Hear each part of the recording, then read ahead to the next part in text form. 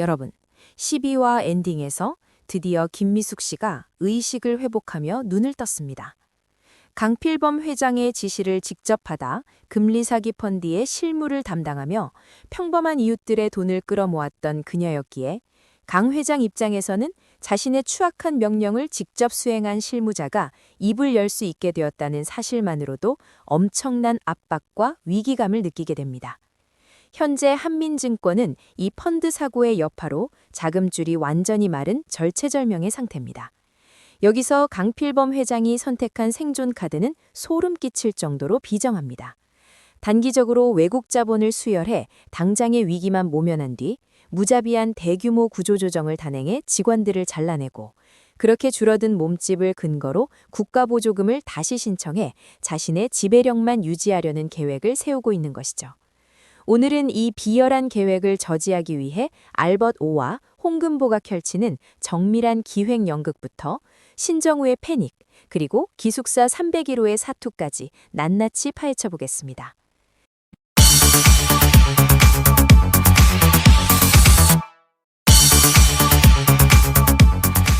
사건의 서막엔 송주란의 의뢰를 받은 차중일 부장의 치명적인 조사 결과로 시작됩니다. 송 실장님, 오덕규 상무 지분 9%가 전량 매각되고 딱 한 주 남았습니다. 여러분, 여기서 주목할 건 자본시장법상 5% 룰입니다.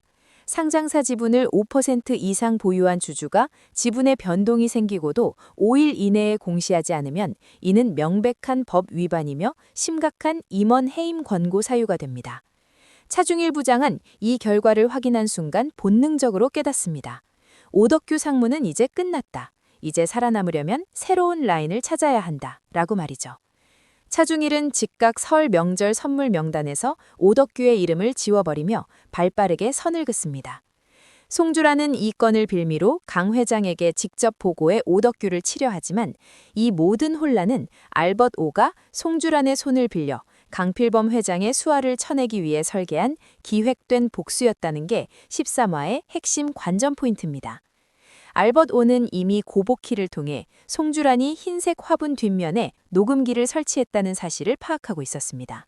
그는 이를 역이용해 송주란이 오판하게 만들 정교한 함정을 파놓습니다. 알벗 오는 상무실 소파에 앉아 아빠 오덕규 상무에게 아주 자연스럽게 유도신문을 시작합니다.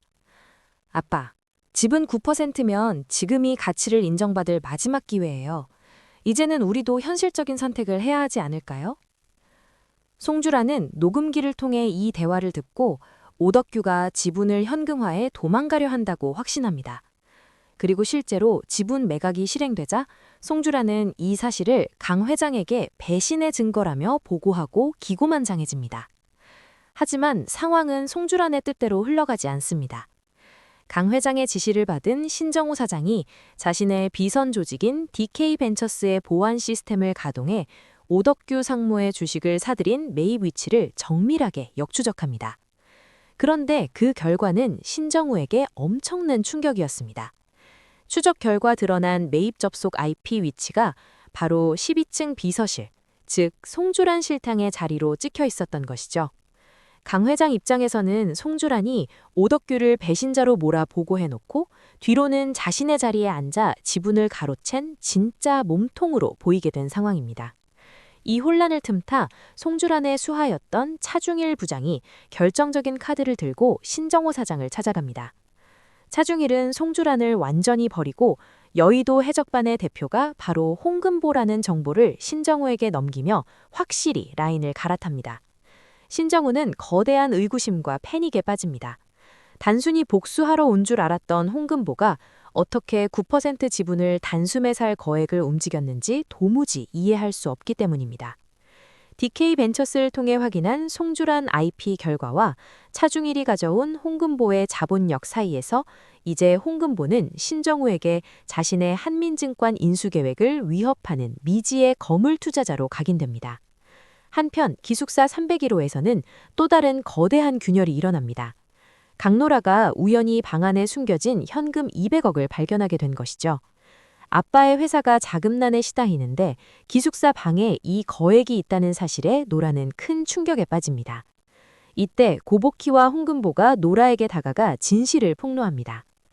노라야, 네 아빠는 이 돈을 지키고 펀드 사기를 덮기 위해 외국 자본을 빌려오려 해. 그 조건이 바로 네 동료들을 자르는 대규모 인원 감축이야. 아빠는 자기 죄를 덮으려 너와 네 동료들을 제물로 바친 거야.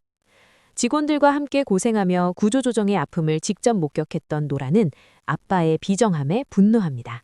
결국 노라는 눈물을 머금고 아빠의 폭주를 막고 한민증권을 살리기 위해 홍금보의 손을 잡기로 결심합니다.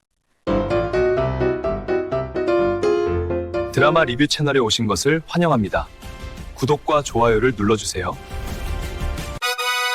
그 시각 벼랑 끝에 몰린 송주라는 오덕규의 지분을 매입한 여의도 해적단 대표가 홍금보라는 사실과 그 돈이 회장의 여우회 비자금이라는 것을 알게 됩니다.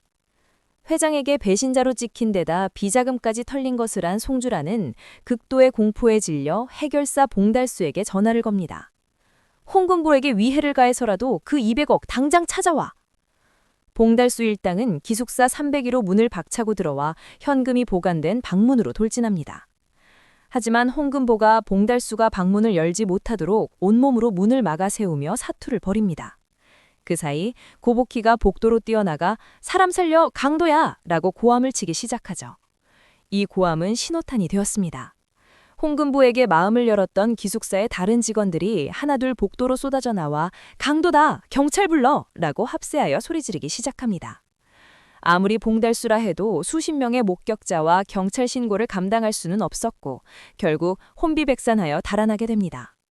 결국 13호의 가장 큰 수확은 홍금보의 완벽한 승리였습니다. 송주라는 알벗 5의 덫에 걸려 동료로 치려다 본인이 배신자로 몰렸고 무력으로 돈을 뺏으려던 시도마저 기숙사 직원들의 단합에 막혔습니다. 차중일은 오덕규와 송주란을 차례로 버리며 기회주의자의 끝을 보여주었고 신정우는 홍금보라는 거대한 벽 앞에서 패닉에 빠졌습니다. 무엇보다 가장 가까운 가족이었던 강노라가 해적단의 우군이 되면서 강 회장은 자신의 등에 칼이 꽂힌 것도 모르는 처지가 되었습니다. 하지만 진짜 소름 끼치는 반전은 그게 마지막 회장실에서 일어납니다. 강필범 회장은 이제 무능해진 신정우를 버리고 베일에 쌓여있던 DK벤처스의 실체 DK리를 직접 불러들입니다. 두 사람의 대화는 냉혹하기 그지없습니다. 강 회장이 말하죠. 신정우 하나만 몰아내면 올해는 평화로울 수 있어. 지금까지 자신의 온갖 뒤처리를 도맡았던 신 사장을 단숨에 꼬리 자르게 하겠다는 선언입니다. 뒤이어 강 회장은 이미 신뢰를 잃은 송주란 실장을 호출합니다. 잔뜩 겁에 질린 송 실장에게 강 회장은 낮게 깔린 목소리로 최후 통첩을 보냅니다. 비자금을 재조정해야겠는데. 이건 과연 송 실장에게 주는 마지막 기회일까요? 아니면 그녀를 비자금 횡령의 주범으로 몰아 완전히 매장하려는 함정일까요? 200억을 지켜낸 홍금보가 이 자금을 어떻게 터뜨려 한민증권의 판을 뒤집을까요? 비자금 200억을 가진 홍금보의 해적단과 수하들을 사지로 내모는 강필범 회장의 비정한 반격, IMF 한파 속에서 피도 눈물도 없는 여의도 증권가의 자본전쟁, 과연 그 결말은 어느 쪽에 손을 들어줄까요? 이제 본격적인 여의도 해적단의 흥미진진한 행보를 본방송을 통해 확인해 보시기 바랍니다. 오늘 분석이 도움되셨다면 구독과 좋아요 부탁드립니다. 지금까지 드라마 집사였습니다.